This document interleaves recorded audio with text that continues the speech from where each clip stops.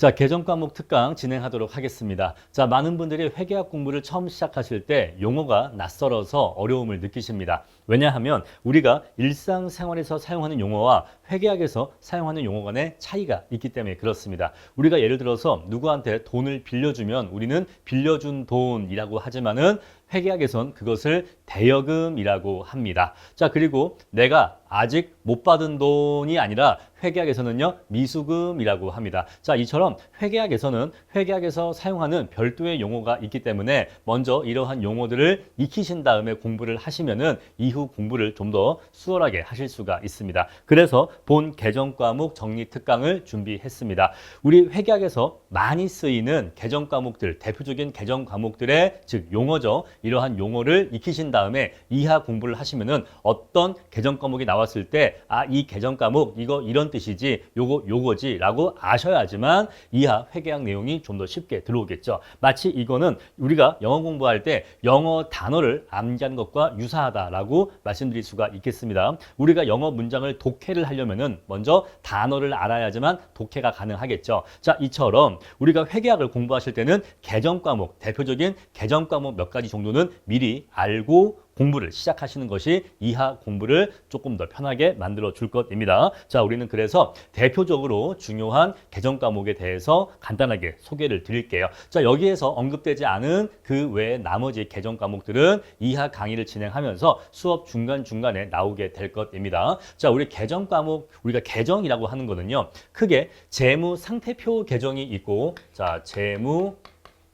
상태표 개정이 있고, 그리고 포괄 손익 계산서의 개정이 있어요. 포괄 손익 계산서 개정이 있습니다. 자, 재무 상태표 개정이라고 하는 것은 재무 상태표 내에서 사용되는 개정 과목들이다라고 이해하시면 돼요. 자, 그래서 재무 상태표 내에서는요, 자산, 부채, 자본 개정이 있습니다. 자, 그래서 자산, 부채, 자본이 재무 상태표를 이루기 때문에 자, 자산 계정, 부채 계정, 자본 계정 이런 것들을 합쳐서 재무 상태표 개정이라고 해요. 아시겠죠? 다음에 포괄 손익 계산서에서는요, 수익과 비용입니다. 그래서 수익 계정 그리고 비용 계정 이렇게 있어요. 자, 수익도 이 안에 여러 가지 수익들이 있을 것이고 역시 비용도 여러 가지 비용들이 있겠죠. 그 밑에 딸려 있는 것들을 개정 과목이라고 하는 겁니다. 자, 우리 그래서 재무 상태표 개정이라고 하면은 자산 계정, 부채 계정, 자본 계정을 얘기하고 포괄 손익 계산서 개정이라고 하면은 수익 계정, 비용 계정이고 각각의 계정 밑에 딸려 있는 용어들을 개정 과목이다라고 이해하시면 되겠습니다. 자, 그런데 포괄 손익 계산서 상의 이 수익 비용 계정은 별로 중요하지가 않고 어차피 이하 본문 내용 강의할 때 자연스럽게 알게 돼요. 그래서 이거는 본 정리 특강에서 강의하지 않고요. 재무상태표 개정에 대해서만 강의를 할 건데 그래서 제가 올려드린 감정평가사 회계학 중요 개정 과목 정리라는 요 파일 보시면은 재무상태표 개정만 정리가 되어 있습니다. 자산 계정, 부채 계정, 자본 계정이 정리가 되어 있죠. 그런데 이 자본 계정은 내용이 어렵습니다. 이건 그냥 단순하게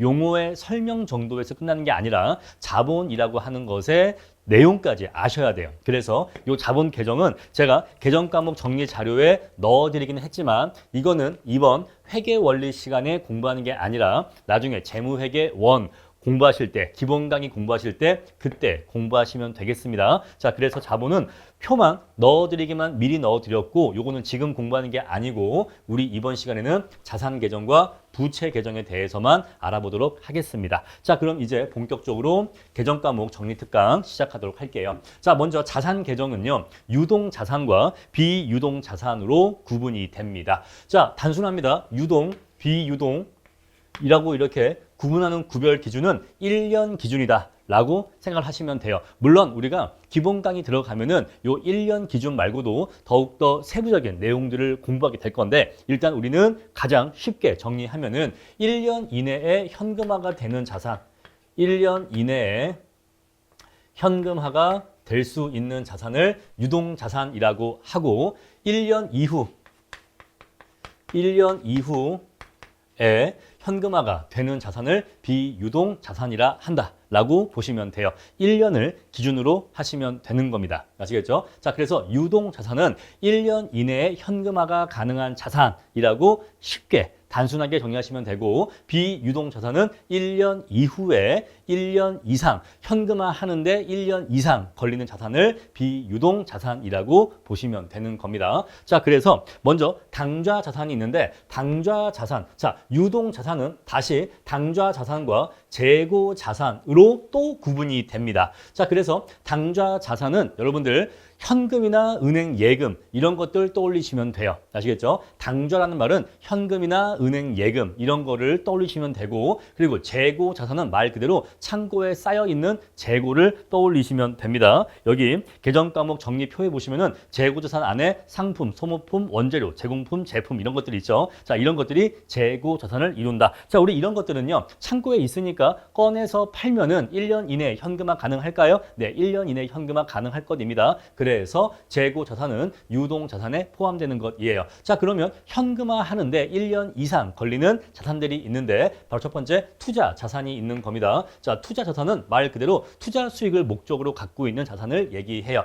다음에 유형 자산이 있는데, 이거는 기업이 생산 활동에 사용하기 위해서 갖고 있는 자산들을 얘기합니다. 예를 들어서 기업의 사옥이라든가 공장, 기계 이런 것들이 유형 자산에 포함되고, 또 기업들은요 여러 가지 특허권 이런 것들이 있기 때문에 무형 자산도 가지고 있습니다. 자, 그리고 그 외 나머지를 기타 비유동 자산이라고 하는데, 말 그대로 중요하지 않기 때문에 그냥 기타 나머지 항목들은 여기에 들어가는구나 라고 보시면 돼요. 자, 여기서 여러분들이 반드시 기억하셔야 될 첫 번째 중요한 포인트는 자산은 유동 자산과 비유동 자산으로 나뉜다라는 것입니다. 이렇게 두 가지로 구별된다라는 것이고, 유동 자산은 1년 이내에 현금화가 가능한 자산이라고 정리하시면 되고, 비유동 자산은 1년 이상 현금화 하는데 1년 이상 걸리는 자산을 얘기한다라는 것이에요. 자, 그래서 유동 자산 안에는 당좌 자산과 재고 자산이 있고, 이 목차 카테고리를 조금 이해하실 필요가 있습니다. 자, 그리고 비유동 자산 안에는 투자, 유형, 무형, 기타 이러한 자산들이 있다라는 카테고리 일단 기억해 주시고요. 자, 마찬가지로 부채 계정도 유동 부채와 비유동 부채로 구분이 되는데,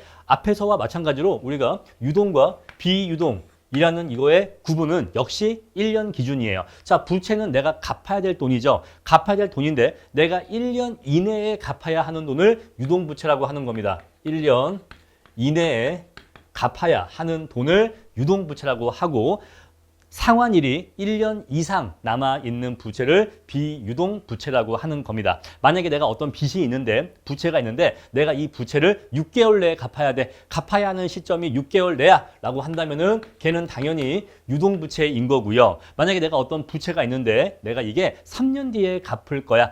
상환일이, 아니 만기일이 3년이 남았다 라고 한다면 걔는 당연히 비유동부채가 되는 거겠죠. 자, 이처럼 해서 내가 이 빚을 언제까지 갚아야 되는가, 1년 이내에 갚아야 되면은 유동부채인 거고, 갚아야 되는 시점이 1년 이상이면은 비유동부채가 되는 것입니다. 자, 그래서 우리 자료 보시면은 유동부채에는 이런 것들이 있다라고 되어 있고, 비유동부채 역시 이런 것들이 있다, 이렇게 정리가 되어 있죠. 자, 이렇게 해서 자산 계정과 부채 계정은 제일 먼저 1년 기준으로서 어떻게 구분된다? 유동과 비유동으로 구분된다라는 거, 요거 기억해 주시고, 그리고 자산은 유동 내에서 또 이렇게, 그리고 비유동 내에서 또 이렇게 구분된다라는 카테고리 일단 머릿속에 넣어주신 다음에, 그런 다음에 이제 세부 항목 들어가도록 할게요. 자, 그럼 먼저 자산 계정부터 보도록 하겠습니다. 먼저 당좌 자산이에요. 자, 첫 번째로 현금이 나와 있는데, 현금은 여러분들이 알고 계시는 바로 그 현금이 맞습니다.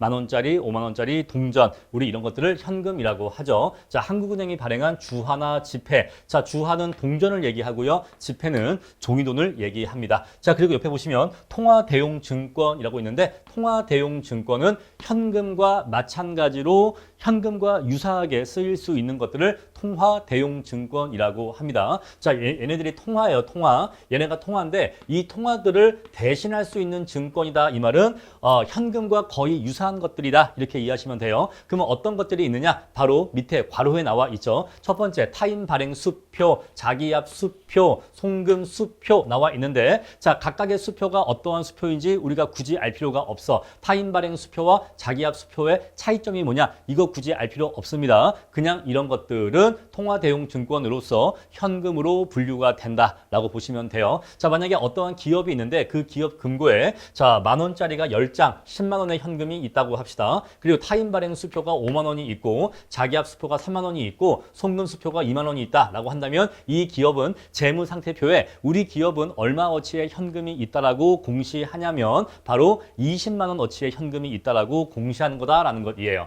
아시겠죠? 자, 우리 기업은 이렇게 해서 총 20만 원의 현금이 있습니다. 라고 재무상태표에 현금 20만 원 이렇게 표시한다. 요 얘기입니다. 아시겠죠? 자, 우리 그리고 여기까지는 이해가 되실 건데 자, 우편한 증서라는 건 아마 처음 보시는 단어일 거예요. 자, 우편한 증서는요, 말 그대로 어떤 증서인데 어떤 종인데 거기 보시면은 이 종이를 갖고 우체국에 가면은 돈 얼마로 바꿔준다. 만약에 뭐 20만 원이다. 너 하면은 걔를 제출하면은 우체국에서 20만 원의 현금으로 바꿔줍니다. 따라서 이 종이는 그냥 우체국에 가져가기만 하면은 돈으로 바꿔주기 때문에 이거는 현금과 마찬가지다라고 보시면 돼요. 자, 그러면은 왜 이런 게 있느냐? 옛날에는요, 물론 지금도 그렇지만은 현금을 직접 보내는 건 좀 위험하잖아요. 도난과 분실의 위험이 있잖아요. 그래서 우편한 증서를 보내요. 내가 누군가한테 100만 원을 보낼 일이 있어. 그런데 그때 현금 100만 원 보내는 게 아니라 우편한 증서 100만 원짜리를 만들어서 보내면은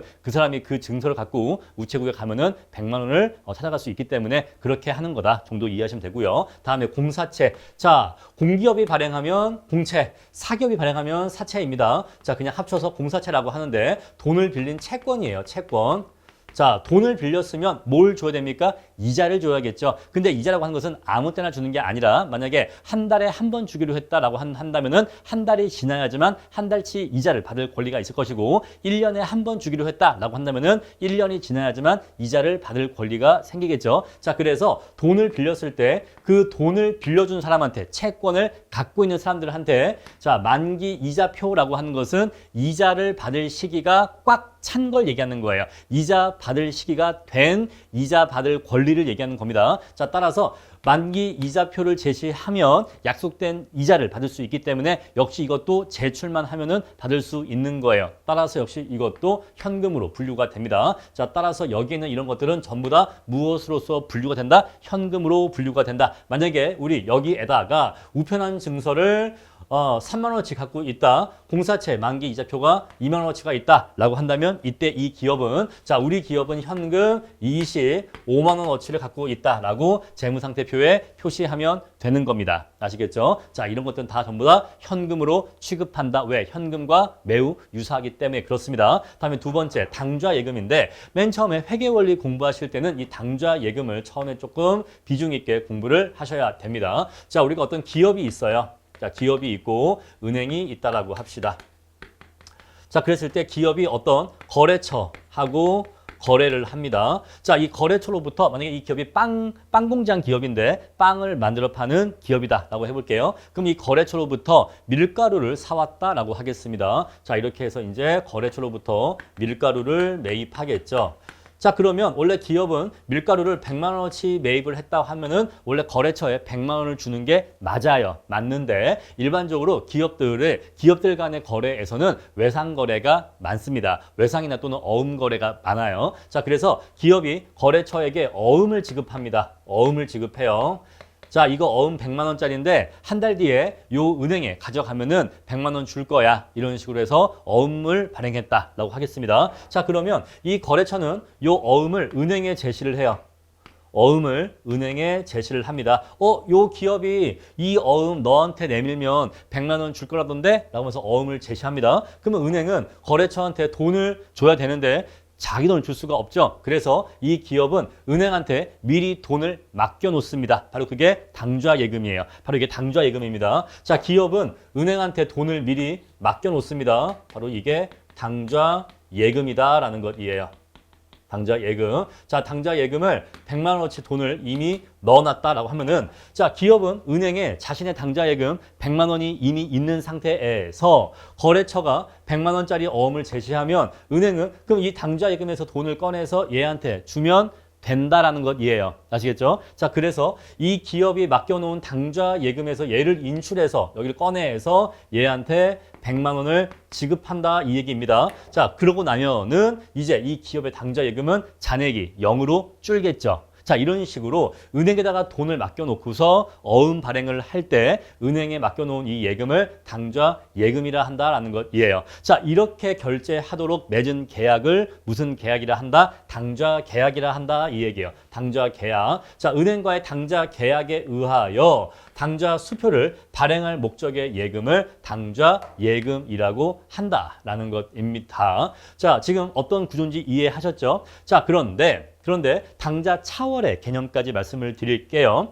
자, 당좌 차월은 뭐냐? 지금 보시면은 기업이 거래처로부터 밀가루를 100만 원이 아니라 이번에는 120만 원어치 매입했다라고 하겠습니다. 자, 밀가루를 120만 원어치 매입했다. 그런데 기업이 은행에 맡겨놓은 당좌 예금은 100만 원뿐이다라고 하겠습니다. 그러면은 거래처는 120만 원의 어음을 제시하겠죠. 120조 이거 가져가면 네가 120 줄 거라던데? 라고 하면서 120을 제시합니다. 근데 은행은요, 근데 얘는 나한테 맡겨놓은 게 100밖에 없는데 얘한테 120을 주라고 20이 부족하잖아요. 그래서 원래는 당좌 차월 계약이 맺어지지 않은 경우에는 120을 못 주고 100까지밖에 줄 수가 없습니다. 20은 줄 수가 없어요. 그런데 만약에 당좌 차월 계약을 맺었다라고 하겠습니다. 자, 여기다가 당좌 차월 계약은요, 일종의 마통이라고 이해하시면 돼요. 마통. 그래서 마통으로 50까지는 혹시 내 예금 잔액이 50만 원까지는 부족하더라도 그 50만 원의 범위 내에서는 네가 일단 지급을 해줘. 그럼 내가 나중에 이 당좌 차월은 갚을게. 이 부족한 돈, 내가 빵꾸난 돈은 내가 갚을게. 바로 이게 당좌 차월 계약입니다. 자, 우리 이 경우에 만약에 당좌 차월의 한도가 50이다 라고 한다면은 맡겨놓은 돈 100만 원이고 당좌 차월 내가 쓸 수 있는 은행한테 내가 빌려 쓸 수 있는 돈이 50까지니까 최대 150만 원까지의 어음은 결제할 수가 있는 거예요. 자, 이러한 경우라고 한다면은 거래처는 120짜리 어음을 제시하고 은행으로부터 120만 원의 현금을 받게 됩니다. 그런데 은행이 얘한테 120의 돈을 주려면은 당좌 예금은 이미 다 썼고, 그죠? 당좌 예금은 이미 다 썼고, 당좌 차월에서 얼마 쓴 거죠? 20을 쓴 거예요. 그럼 요 20은 기업이 은행으로부터 돈을 빌린 겁니다. 그죠? 야, 내가 급하니까 일단 네가 20만 좀 대신 내줄래? 요 20은 내가 나중에 갚을게 라는 것이잖아요. 그래서 요 20은 기업이 은행한테 빌린 돈이 되기 때문에 우리 요거를 단기 차입금으로 분류합니다. 아시겠죠? 요거 빨리 갚아야 됩니다. 그래서 단기 차입금이에요. 차입금 빌린 돈인데 단기에 갚아야 되니까 단기 차입금으로 분류한다라는 것입니다. 하지만 우리가 이것을 당좌 차월이라 한다. 따라서 당좌 차월은 기업이 은행한테 돈을 빌린 걸 얘기하는데 부채예요. 부채 빌린 거니까 요거는 차입금인데 단기 차입금이다라는 것이에요. 자, 이렇게 해서 우리가 당좌 차월까지 말씀드렸고 한 가지만 더 말씀드릴게요. 당좌 개설 보증금이라는 게 있어요. 당좌 개설 보증금. 여기다 쓸게요. 당좌 개설 보증금이라고 있습니다. 자, 당좌 개설 보증금은 뭐냐? 이러한 당좌 거래를 틀려면 애초에 처음에 기업이 은행한테 맡겨놔야 되는 보증금이 있는데 우리 그 보증금을 당좌 개설 보증금이라고 합니다. 근데 이 당좌 개설 보증금은 여러분 생각해 보세요. 여러분들이 어떤 주택을 임대차 계약 맺을 때 보증금을 냈다 라고 한다면 그 보증금은 내 돈입니까? 집주인 돈입니까? 요거는 내 돈이죠. 그죠? 따라서 당좌 개설 보증금은 은행에 넣어놓긴 했지만 이 돈 누구 거예요? 기업 거예요. 기업 겁니다. 따라서 이거는 기업의 자산이에요. 자산입니다. 당좌 개설 보증금은 기업의 자산이다. 은행에 맡겨져 있지만 은행 돈은 아니다. 왜? 나중에 이러한 당좌 계약을 해지하면 이 당좌 개설 보증금을 돌려주거든요. 그래서 당좌 개설 보증금이라는 것도 있다. 이렇게 해서 자, 당좌 계약이 뭔지, 당좌 예금이 뭔지, 당좌 차월이 뭔지, 당좌 개설 보증금이 뭔지. 선생님, 근데 만약에 자, 당좌 예금 100만 원 있고 당좌 차월 50만 원까지 쓸 수 있는데 만약에 발행된 어음이 160짜리면요. 그럼 그때는 10만 원이 부족하기 때문에 그때는 그 어음이 부도가 되는 겁니다. 아시겠죠? 10만 원에 대해서는 결제가 안 되는 거예요. 그렇게 이해하시면 되겠습니다. 자, 다음에 보통 예금인데 보통 예금은 말 그대로 여러분들이 갖고 계시는 그 예금이 바로 보통 예금이에요. 그냥 일반적으로 은행에 가서 만들어서 자유롭게 돈을 넣고 빼고 하는 바로 그게 그냥 보통 예금이기 때문에 별도로 설명드릴 게 없습니다. 그냥 가장 일반적인 예금이다 라고 보시면 되고 다음에 현금성 자산인데 자 현금은 아니지만 현금과 매우 가까운 것을 현금성 자산이라고 해요. 자 우리가 현금이라고 하는 거는요. 이 현금은 즉시예요. 즉시. 이건 즉시입니다. 즉시 결제할 수 있으면 즉시 현금화해서 즉시 결제에 쓸 수 있으면 걔는 현금이다 이 얘기예요.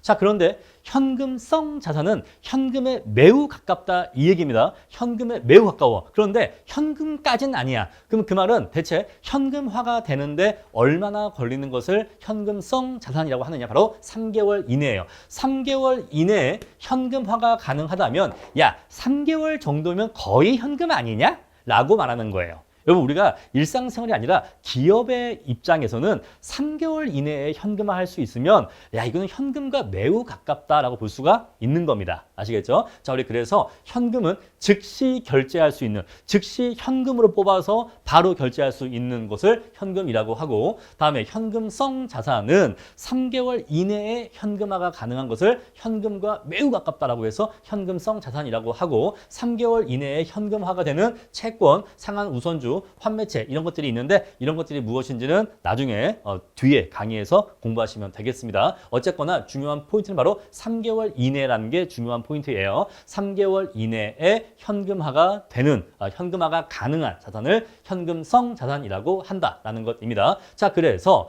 위에서 말씀드린 이러한 것들을 다 합친 걸 뭐라고 한다? 요걸 다 합친 것을 현금 및 현금성 자산이라고 하는 겁니다. 아시겠죠? 요 위에 이런 것들을 다 합친 것들을 현금 및 현금성 자산이라고 하는 거예요. 자, 여기까지 이제 정리하시고요. 다음에 이제 금융상품 볼게요. 단기 금융상품인데 자, 1년 이내에 현금화가 되는 1년 이내에 만기일이 도래하는 그러한 금융상품들을 단기 금융상품이라고 합니다. 회계학에서 단기라고 하면 1년을 기준한다. 1년 이내에 만기가 돌아오는 금융상품을 단기 금융상품이라고 해요. 자, 우리 아까 앞에서 현금성 자산은 3개월 이내에 현금화가 된다고 했잖아요. 그런데 단기 금융상품은요. 1년 이내에 현금화가 되는 그러한 자산들을 얘기하는 겁니다. 얘는 1년 이내예요. 1년 이내.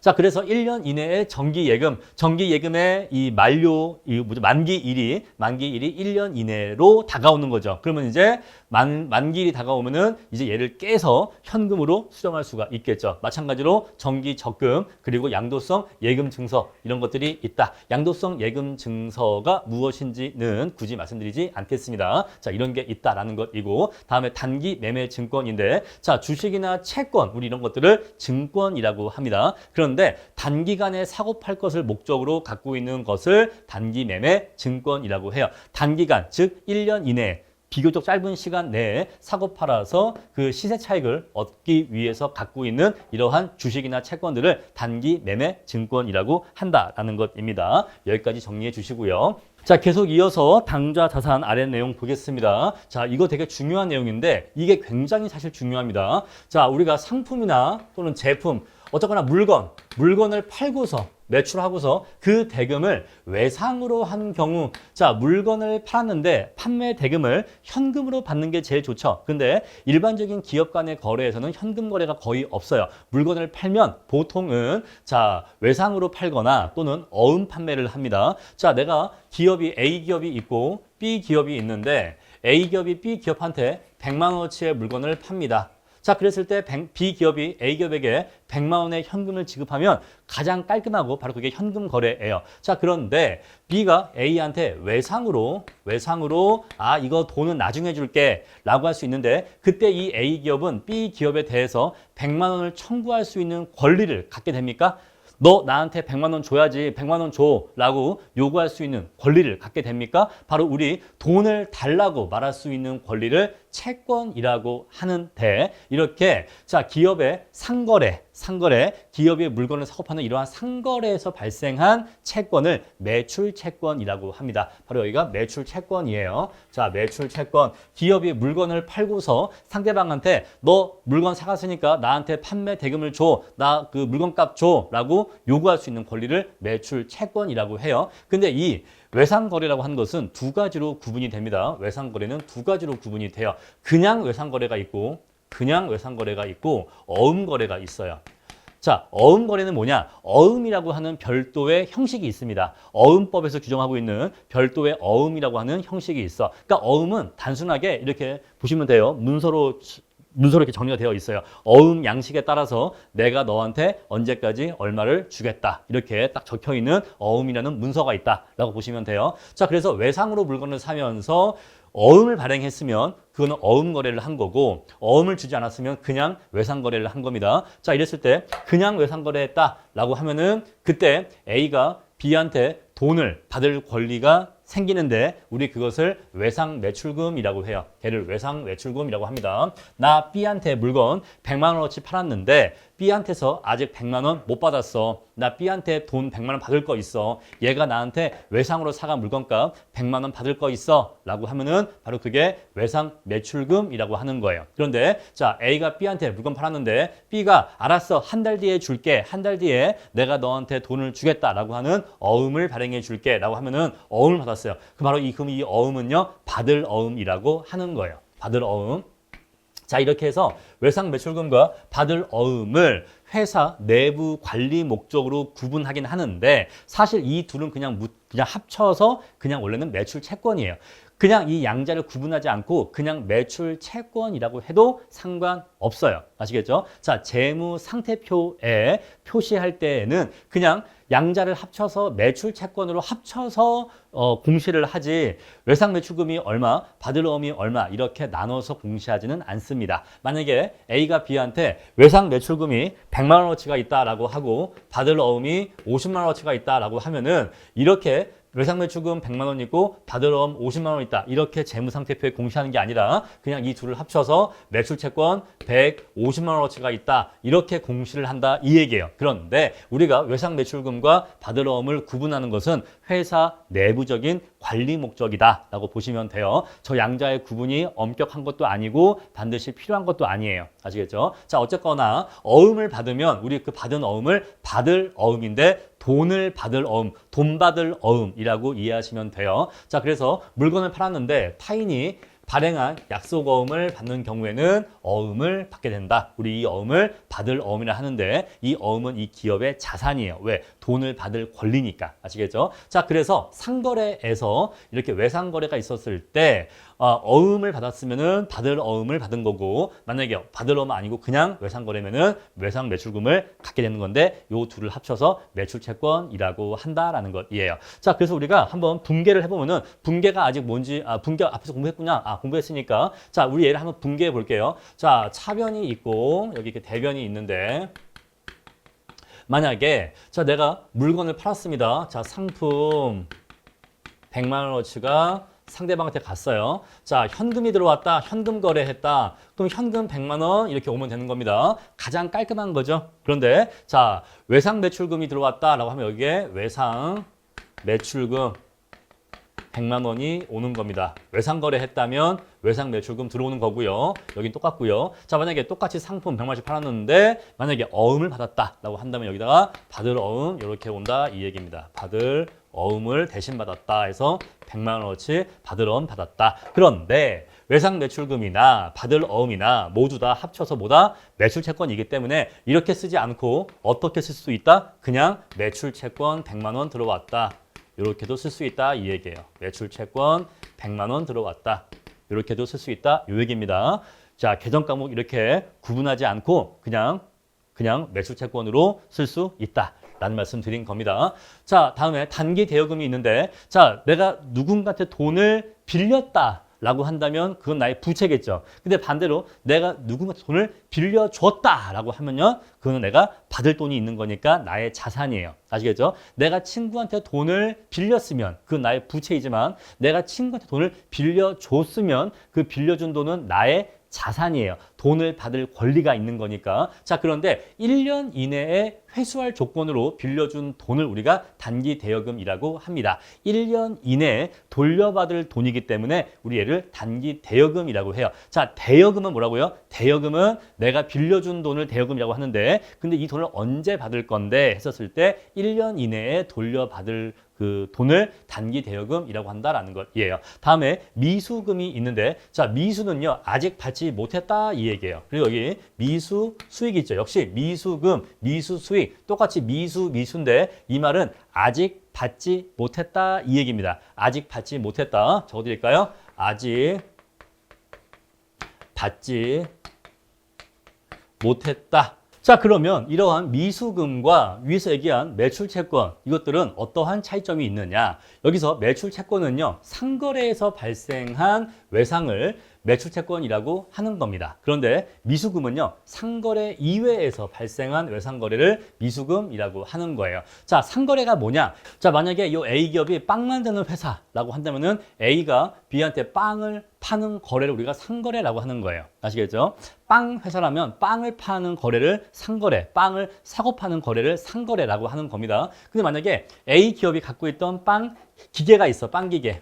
요 빵 기계가 이제 우리는 신모델로 교체할 거라서 낡은 헌 모델, 구 모델의 기계를 팔려고 한다라고 해서 A 기업이 B 기업한테 빵 기계를 판다라고 하는 것은 A 기업의 상거래가 아닙니다. 왜? A 기업은 빵 기계를 만들어 파는 회사가 아니잖아요. A 기업은 빵을 만들어 파는 회사이기 때문에 빵을 파는 거래는 상거래이지만 일반적인 상거래이지만 그 빵 공장의 안에 있던 빵 기계를 파는 거는 일반적인 상거래가 아니에요. 그건 상거래 이외의 거래입니다. 따라서 이러한 거래에서 A가 B한테 빵 기계를 팔았는데 그럼 이 거래는 상거래 이외의 거래인데 상거래 이외의 거래인데 B한테서 아직 이 기계값을 못 받았어. 바로 이게 미수금이에요. 아시겠죠? 자, 우리 그래서 여기 매출 채권과 미수금은 어떠한 차이점이 있다? 둘 다 못 받은 돈이야. 둘 다 받아야 할 돈인데 매출 채권은 상거래에서 발생한 매출 채권을 얘기하는 거고 다음에 미수금은 상거래 이외의 거래에서 발생한 받을 돈을 얘기하는 거다라는 것이에요. 다음에 미수 수익인데 자, 이거는 나의 수익이에요. 요건 나의 수익인데 아직 받지 못한 수익입니다. 만약에 내가 어떤 건물주다라고 할게요. 자, 건물주라서 임차인한테 세를 받는데 자, 이렇게 보시죠. 만약에 이렇게 있는데 12월 31일자로 결산을 합니다. 자, 그랬을 때 세입자가 매달 15일 날 월세를 낸다라고 해볼게요. 그럼 이때 12월 15일 날이 있고 여기 1월 15일이 있겠죠. 뭐 14일이냐 이건 그냥 따지지 말고 그냥 개념적으로 한 달인데 이렇게 반달 걸쳐 있다라고 할게요. 자, 한 달 월세는 30만 원이다라고 하겠습니다. 한 달 월세가 30만 원이에요. 자, 월 30만 원의 월세를 내야 되는데 자, 우리가 월세를 만약에 이때 낸다라고 할게요. 이때. 자, 이때 후불이다. 라고 할게요. 후불. 자, 그러면은 요 시점에서는 임차인이 나한테 내 건물에서 15일 동안, 반달 동안 내 건물을 썼습니까? 네, 썼죠. 썼기 때문에 여기에 대해서 나는 임대료 수익 15만 원이 생긴 걸까요? 네, 생겼습니다. 15만 원의 임대료 수익이 생긴 거예요. 근데 이거 내가 지금 받았나요? 아니요, 아직 안 받았어요. 그죠? 자, 임차인이 15일 동안 내 건물 썼기 때문에 반달치 월세인 15만 원의 임대료 수익이 생기긴 생긴 거죠.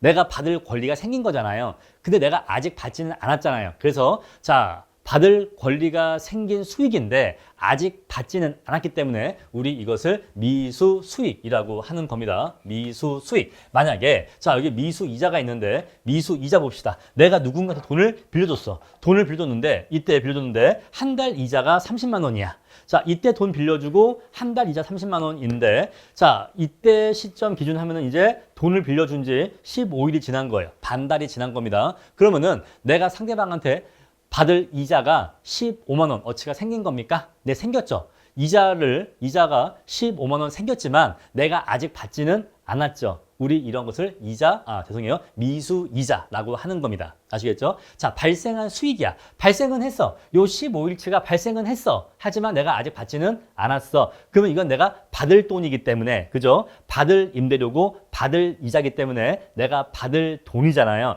그래서 이것들은 자산인 거예요. 자산 계정인데 아직 못 받은 돈이니까, 자, 이미 발생한 수익이지만 내가 아직 못 받은 수익이니까 미수 수익으로 분류를 하는 겁니다. 개념 이해하시겠죠? 다음에 자, 선급금이 있는데 선급은요, 먼저 줬다 라는 뜻이에요. 먼저 줬다. 선급, 먼저 주었다. 선급비용, 먼저 낸 비용이라는 뜻입니다. 선급금은 먼저 받은 비용이라는 뜻이고, 선급비용은 먼저 낸 비용이라는 뜻이에요. 자, 선급.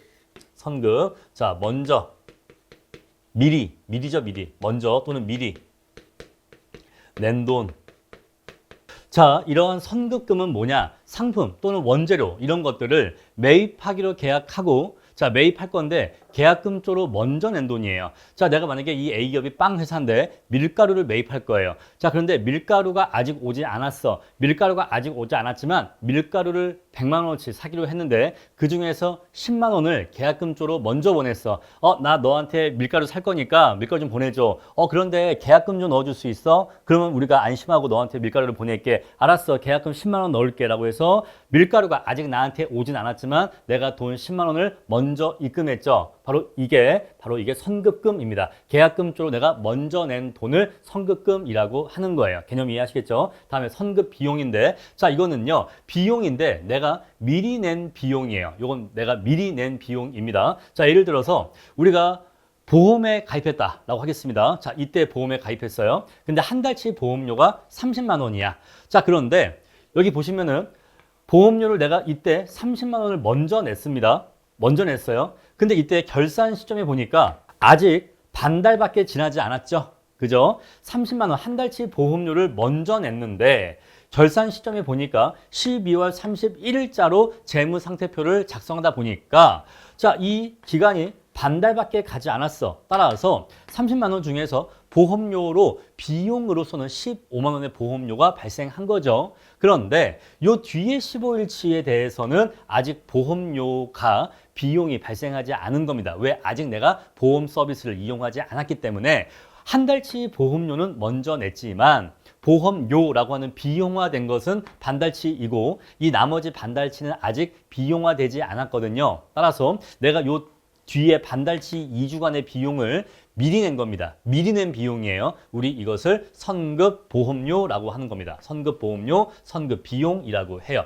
자, 마찬가지로 내가 누군가한테 돈을 빌렸습니다. 돈을 빌렸는데 한 달 이자가 30만 원이에요. 자, 근데 내가 이때 이자를 한 달 시작할 때 먼저 30만 원의 이자를 지급했습니다. 그러면 내가 이게 한 달이 지나면 30만 원의 이자를 낸 게 다 이자 비용화가 되는 건데 지금 우리 결산 시점에 보니까 반달밖에 지나질 않았어. 그러면 이자 비용으로는 15만 원의 이자 비용이 발생했겠지만은 요 뒤에 반달치는 아직 비용화가 되지 않았거든요. 왜? 요 기간은 내가 아직 돈을 빌려 쓰지 않았거든요. 그래서 여기에 해당하는 이자 비용을 내가 먼저 냈잖아요. 그래서 먼저 낸 비용이다라고 해서 우리가 얘를 선급 비용이라고 하는 거예요. 여러분들이 맨 처음 공부하실 때 첫 번째 여기가 헷갈리실 거고 그 다음에 여기가 헷갈리실 겁니다. 왜? 미수금, 미수수익, 선급금, 선급비용 이런 용어가 헷갈리실 거예요. 따라서 자, 이쪽 파트는요. 어쩔 수 없이 회계학 공부를 맨 처음 시작하다 보니까 당연히 초반에 헷갈리고 어려운 거고요. 자꾸 반복해서 미수금, 못 받은 돈, 미수수익, 수익은 수익인데 내가 아직 못 받은 수익, 선급금, 먼저 낸 돈, 선급비용, 비용인데 내가 먼저 낸 비용 이렇게 해서 자꾸 단어의 뜻을 이해하시면서 반복적으로 학습하셔야지만 자연스럽게 습득이 되실 겁니다. 아시겠죠? 자, 그리고 미리 말씀드릴게요. 여기 보시면은 자, 선급금이 있는데 자, 돈을 내가 먼저 냈다라고 하면은 자, 밀가루 판매 회사에서는요. 내가 아직 상대방한테 밀가루를 아직 안 보냈죠. 밀가루를 아직 안 보냈지만 돈을 내가 먼저 받은 겁니다. 그렇죠? 돈을 내가 먼저 받은 거니까 밀가루 회사 입장에서는 바로 선수금이 되는 거예요. 선수금. 선수금이 되는 겁니다. 자, 그래서 선급금과 선수금은 거래 양 당사자 간에 서로 반대 방향으로 발생하는 겁니다. 자, 우리 보시면은 자, A 회사가 B 회사 있는데 A 회사 입장에서 얘는 빵 회사고 B 회사는 밀가루 회사라고 칩시다. 자, 그래서 A가 B한테 밀가루를 구입할 건데, 자, A가 B한테 10만 원에 뭘 냈다? 선급금을 냈다라고 할게요. 자, 선급금을 냈다. 돈을 먼저 낸 거죠. 자, 그러면 돈 10만 원은 B 통장에 이렇게 들어갑니다. 자, 돈은 B 통장에 들어가 있지만 저 돈 누구 거예요? 저 A 겁니다. 왜? 아직 밀가루 안 받았잖아요. 그죠? 아직 밀가루 안 받았는데 돈만 미리 보내놓은 거예요. 따라서 이 돈은 밀가루가 올 때까지는 아직은 A 돈입니다. 그래서 A의 자산이에요. 자산입니다. 다만 돈을 일부를 미리 보내놓은 것 뿐이죠. 그래서 이 10만 원은 선급금이라고 하고 이 선급금 10만 원은 A의 자산이에요. 아시겠죠? 자, 그런데 B의 입장에서는요. 이 10만 원을 내가 받아놓고는 있지만 내 통장에 들어오긴 했지만 요거 내 겁니까? 내 거 아닙니다. 요거 A 거예요. 남의 돈인데 내 통장에 들어와 있어. 그러면 이건 나의 자산이에요? 부채예요? 부채예요. 요건 부채입니다. 이건 내가 밀가루를 공급해야 될 의무를 지고 있는 거죠. 그래서 요 B 회사의 입장에서는 요 10만 원의 선급금이 뭐가 된다? 10만 원의 선수금이 돼요. 선수금. 먼저 받은 돈, 선수금이 되면서 이 선수금은 B 회사의 자산이다, 부채다? 부채예요. 요건 부채입니다. 요건 부채. 자, A 회사한테 이 선급금은 자산이지만 B 회사한테 이 10만 원은 선수금이면서 이 선수금은 부채이다라는 것이에요. 어렵지 않죠? 여러분 이게 헷갈리실 필요가 사실 없는 겁니다. 우리가 물건을 사고 팔면요.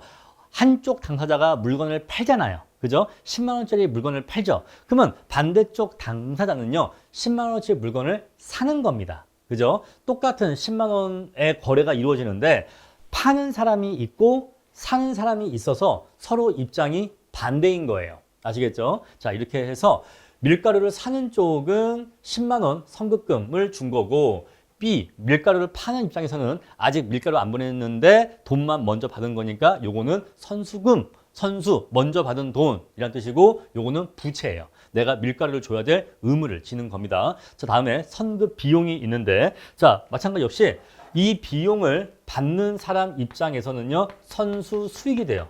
선수 수익. 자, 내가 누군가한테 돈을 빌렸어요. 돈을 빌리면 내가 이자 비용을 내겠죠. 이자 비용을 냅니다. 자, 그래서 내가 한 달치 이자가 30만 원인데 내가 이 한 달치 이자를 먼저 냈어 라고 한다면은 요 뒤에 반달치 이자는 내가 먼저 낸 비용이니까 선급 비용이고 요거는 나중에 요거만큼 내가 이자를 안 내도 되니까 내가 이자를 먼저 낸 거니까 요건 나의 자산이에요. 그래서 선급 비용은 나의 자산인 겁니다. 자, 그런데 돈을 빌려준 사람 입장에서는 내가 누군가한테 한 달에 30만 원씩 이자 받기로 하고 돈을 빌려줬는데 이자가 일단 30만 원이 한 달치 이자가 먼저 들어왔어. 30만 원에 한 달치 이자가 먼저 들어왔으면 요 시점에서 요만큼은 수익화된 겁니다. 요건 내 거예요. 15만 원 이제 내 겁니다. 내 건데 뒤에 15만 원은 아직 내 이자 수익이 된 건 아니죠. 아직 요 시간이 지나가지 않았으니까 아직 이자 수익이 된 건 아니지만 내가 이 수익을 먼저 받아놓은 거죠. 먼저 받은 수익인 거죠. 그래서 우리가 얘를 선수 수익이라고 하는 거예요. 이해하시겠죠? 요 부분에 대해서 자, 이자를 내는 쪽은 이자 비용을 먼저 낸 거니까 선급 비용이라 하는 거고 자, 이 이자를 받는 쪽에서는 이자 수익인데 자, 아직 수익화가 안 됐어. 아직 날짜가 안 됐으니까 수익화가 안 됐지만은 먼저 받은 이자 수익이니까 얘를 선수 수익이라고 하는 거예요. 따라서 선수 수익은 자산이다, 부채다? 요건 부채예요. 역시 이것도 부채입니다. 왜 부채일까요? 아직 내 돈이 아니라니까요. 아직 내 돈이 아니에요. 자, 돈은 내 통장에 들어왔지만 이 돈은 내 게 아니라니까요. 여러분 이렇게 이해해 보세요. 여러분들이 어디 공부하겠다고 원룸 건물주하고 1년치 월세 계약을 맺었다라고 하겠습니다. 자, 한 달치 방세가 50만 원이고 12개월치가 600만 원이다라고 할게요. 1년치 600만 원이에요. 근데 건물주가 그러는 거야. 자, 뭐 이러이러하는데 뭐 우리 건물은 1년치 월세를 일시불로 내라고 하는 뭐 그렇게 계획했다라고 하겠습니다. 여러분 제주도의 경우에는 연세라고 해서 그냥 연 얼마를 한 번에 내는 관행이 있다라고 알고 있는데 그냥 그렇게 저도 이렇게 얘기만 들었어요. 어쨌거나 자, 12개월 동안 이 방을 쓰기로 하고 내가 1년치 월세를 600만 원을 1월 1일 날 일시불로 냈다라고 하겠습니다. 자, 그러면은 그랬을 때 자, 4개월이 지났고 8개월이 남아 있다라고 하겠습니다. 이렇게 200, 400 되겠죠. 그럼 우리가 요 시점에서 임차인의 입장에서는 400만 원어치의 월세를 먼저 낸 돈이죠. 아직 내가 이 방을 쓰지도 않았는데 돈만 먼저 냈죠. 그러면 임차인의 입장에선 요 400만 원 뭐겠습니까? 바로 요거는 선급 비용이에요. 그죠? 선급 비용입니다. 내가 비용을 먼저 낸 거잖아요. 근데 반대로 임대인의 입장에서는 돈을 임대료 수익을 먼저 받은 거죠. 먼저 받아놓은 수익이니까 얘는 선수 수익이면서 요건 부채인 거예요. 건물주에겐 요건 부채인 겁니다. 근데 반대로 임차인은요, 먼저 낸 선급 비용이니까 요거는 나중에 내가 요 8개월 동안 월세를 내지 않고도 방을 쓸 수가 있겠죠. 따라서 요거는 나의 자산이에요. 먼저 낸 돈이니까 요건 나의 자산입니다. 자, 이 정도만 반복할게요. 처음엔 조금 헷갈리실 건데 자꾸 반복하시면은 점차 익숙해지실 거고, 거래라고 하는 것은 반대 방향에 거래가 양 당사자 사이에서 반대 방향으로 거래가 이루어지니까 서로의 입장이 정반대가 된다. 이 정도 정리하시면 되겠습니다.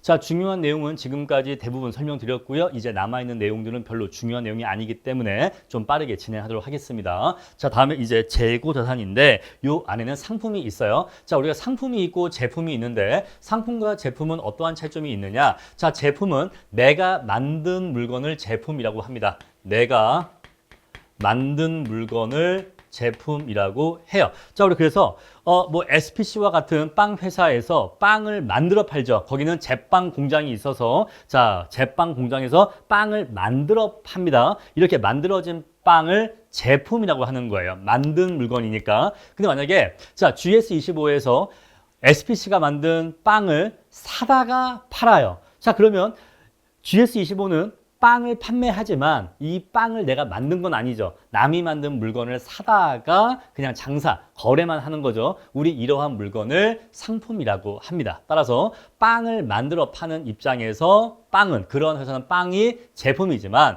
그러한 빵을 사다가 판매하는 유통회사의 입장에서는 상품이 되는 거예요. 자, 그래서 상품은 남이 만든 물건을 내가 팔면은 상품인 거고 내 물건을 내가 만들어 팔면 제품인 거예요. 그러한 차이점입니다. 하지만 수업 목적으로는 크게 중요하지 않고요. 다음에 소모품은 말 그대로 기업이 갖고 있는 여러 가지 소모품들을 합쳐서 소모품이라고 하고, 자, 원재료 다 이해하실 거고, 만약에 우리가 제빵 회사를 한다면은 밀가루, 버터, 계란, 우리 이런 것들이 원재료가 되겠죠. 다음에 제공품은요, 만들고 있는 과정 중에 있는 만들고 있는 과정 중에 있는 것을 제공품이라고 하는데, 자, 대표적으로 반죽을 떠올리시면 돼요. 아시겠죠? 반죽, 이런 것들이 제공품이 된다.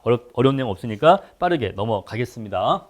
자, 다음으로 투자 자산입니다. 자, 먼저 장기 금융 상품인데, 자, 앞에 장기자가 있기 때문에 1년 이상, 1년 이후라는 것을 아실 수가 있겠죠. 자, 따라서 만기일이 1년 이후에 도래하는 여러 가지 금융 상품들을 장기 금융 상품이라고 하고, 자, 장기 보유 목적이거나 시장성이 없는 유가증권을 우리가 장기 투자 증권으로 분류하는데, 요거 중요한 내용 아니에요. 너무너무 중요한 내용 아닙니다. 그냥 이런 게 있구나 넘어가시면 되고, 자, 장기 대여금은 대여금이죠. 내가 빌려준 돈이죠. 그런데 돌려받는 날짜가 1년 이상 걸려요.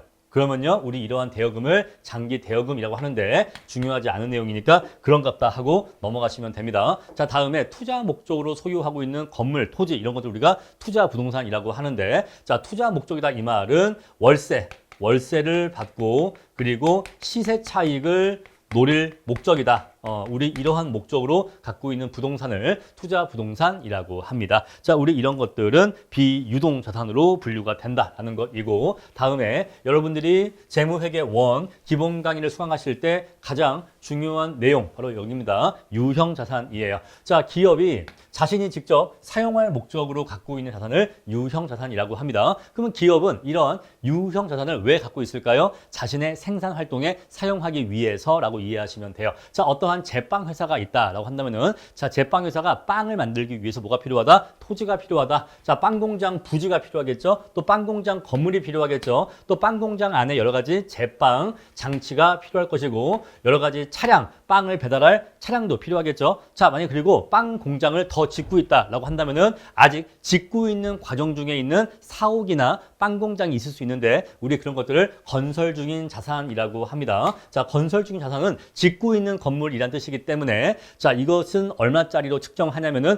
지금까지 투입된 공사비의 합계로 측정한다. 이렇게 이해하시면 되겠어요. 만약에 어떤 빵 공장을 새로 짓고 있는데 전체 공사비가 100억이 들어갈 예정입니다. 근데 지금까지 투입된 공사비 원가가 30억이 투입되었어 라고 한다면은 재무상태표에 건설 중인 자산 30억, 지금까지 30억 투입했어 이렇게 표시한다 이 얘기예요. 자, 그리고 비품이 있는데 비품은 말 그대로 자, 우리가 빵을 만들기 위해서 사용하는 여러 가지 책상, 의자, 컴퓨터 우리는 이런 것들을 비품이라고 하는데 전혀 중요한 내용 아니니까 비품은 신경 쓰지 마세요. 자, 그래서 영업 활동에 필요한, 즉 생산 활동에 필요한 토지를 토지라고 하고 건물이라고 하고 영업에 사용하는 기계와 부속 설비를 기계장치라고 합니다. 그리고 차량, 운반구, 우리 이런 것들을 차량, 운반구라고 하는데 뭐 이런 것들이 중요한 건 아니고 거의 대부분은 토지 건물 위주로 나중에 공부를 하시면 돼요.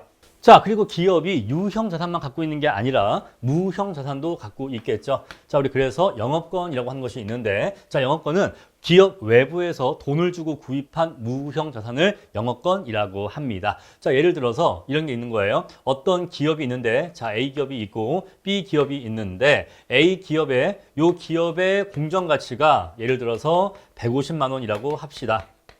그런데 이 B 기업이 A 기업을 인수할 때 얼마를 주고 샀냐면은 200만 원을 주고서 인수했다라고 할게요. 자, A 기업을 인수하는데 200을 주고서 A 기업을 인수했다. 아니, 150만 원짜리 회사를 왜 200이나 주고 인수한 거야? 아, 뭔가 50만 원어치 더 줘야 될 이유가 있었나 보다 하는 게 있을 거예요. 바로 그 50이 뭐다? 바로 그 50이 영업권이다라는 것이에요. 자, 그래서 영업권은요, 합병 등을 통하여 유상으로 취득한 무형의 권리를 얘기하는데 자, 영업권에 대한 자세한 설명은 나중에 재무회계원에서 강의를 할 거니까 거기에서 자세한 내용 보시면 됩니다. 자, 영업권이라는 게 있다. 자, 그리고 기업 내부에서 기업 내부적으로 여러 가지 연구비를 투입해서 창출한, 만들어낸 무형 자산이 있을 거예요. 우리 걔를 개발비라고 합니다. 개발비. 자, 이게 헷갈리는 게 뭐냐면 이름이 개발비야. 요 비라는 게 비용이란 뜻이잖아요. 그런데 여기서의 개발비의 비는 비용이란 뜻이 아닙니다. 자, 지금까지 개발에 들어간 비용을 무엇으로 봐주겠다? 무형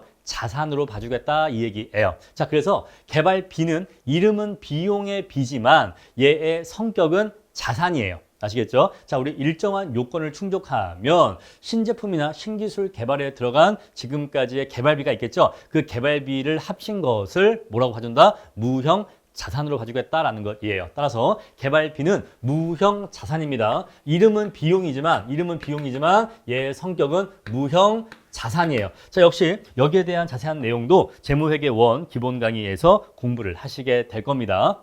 자, 그럼 이제 부채의 개정 과목 보도록 하겠습니다. 역시 부채도 유동부채와 비유동부채로 구분이 됩니다. 자, 일반적인 상거래에서 상품 또는 원재료를 매입하고서 내가 외상으로 매입했다라고 한다면은 상대방한테 돈을 줘야 될 부채를 지게 되는데 우리 이러한 부채를 외상 매입금이라고 합니다. 그냥 외상으로 매입했으면 외상 매입금이라는 부채가 생기는 거고요. 내가 상대방한테 알았어, 내가 너한테 돈을 주겠다는 어음을 써줄게라고 해서 어음을 적어서 줬다라고 한다면은 내가 돈을 줘야 되는 어음이 발생한 거니까 우리 이것을 지급어음이라고 합니다. 지급할 어음이 생겼다. 지급할 어음, 즉 부채가 생겼다라는 것이에요. 내가 어음에다가 내가 너한테 언제까지 상품이나 원재료 매입대금 100만 원을 줄게 라고 약속한 어음을 적어서 줬다. 라고 한다면은 그 금액만큼 나한테 부채가 생기는 건데 우리 그러한 부채를 지급어음이라고 합니다. 자, 근데 이 둘을 합쳐서 뭐라고 한다? 이 둘을 합쳐서 그냥 매입 채무라고 해요. 아까 매출 채권과 유사한 얘기입니다.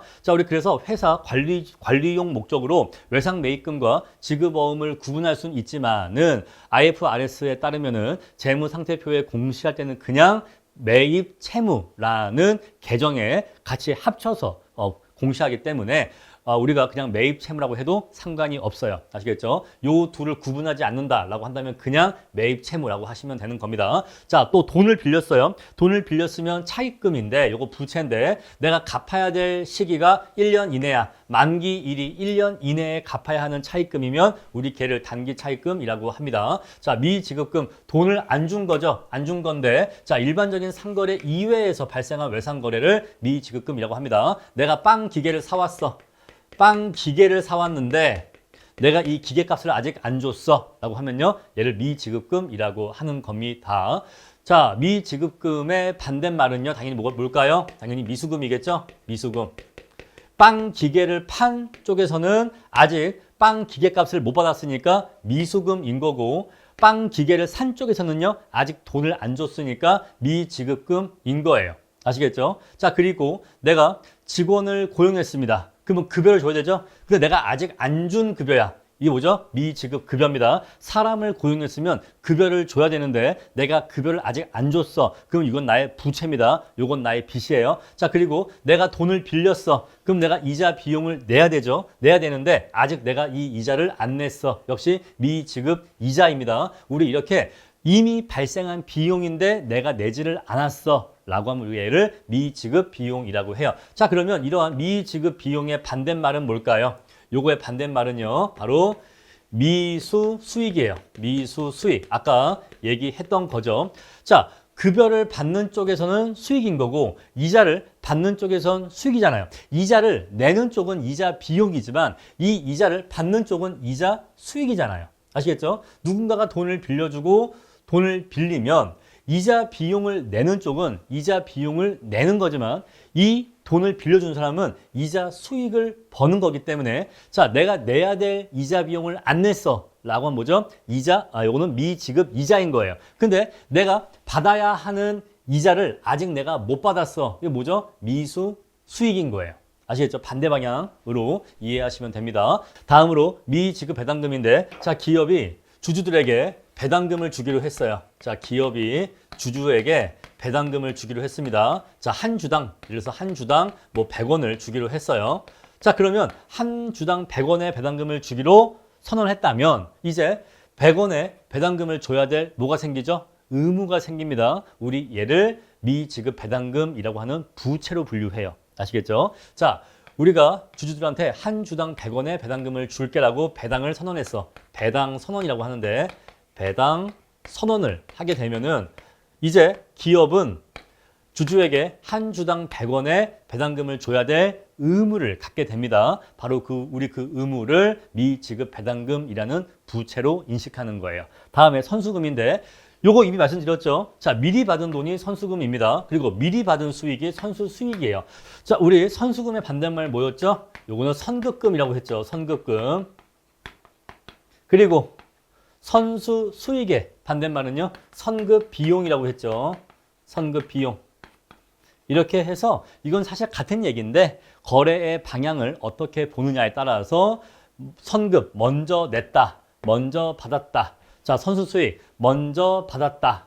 그리고 선급 비용 먼저 냈다. 이렇게 방향이 반대가 되는 것뿐입니다. 이렇게 해서 정리하시면 되고요. 다음에 선수 수익까지 말씀드렸고, 다음에 자, 사채가 있는데, 자, 사채는요, 뒤에 재무회계원에서 아주 중요하게 다룰 주제입니다. 회사가 돈을 빌리기 위해서 발행한 채권을 사채라고 해요. 회사채의 줄임말입니다. 자, 요거는 당연히 요거는 비유동부채로 분류가 된다. 자, 사채에 대한 자세한 내용은 뒤에 가서 공부하실 거예요. 자, 장기 차입금은 빌린 돈인데 상환 기한이 1년 이상 남아 있는 돈을 장기 차입금이라고 하고, 장기성 매입 채무 역시 빌린 돈인데 1년 이후에 갚아야 될 돈들을 장기성 매입 채무라고 합니다. 자, 퇴직금이나 충당 부채인데 우리가 직원들이 1년 근무할 때마다 한 달치 월급을 퇴직금으로 적립해 놔야 됩니다. 그러면은 기업이 직원들이 근속 연수가 쌓여갈 때마다 점차 1년 줘야 될 퇴직금이 쌓이게 되는데 이거는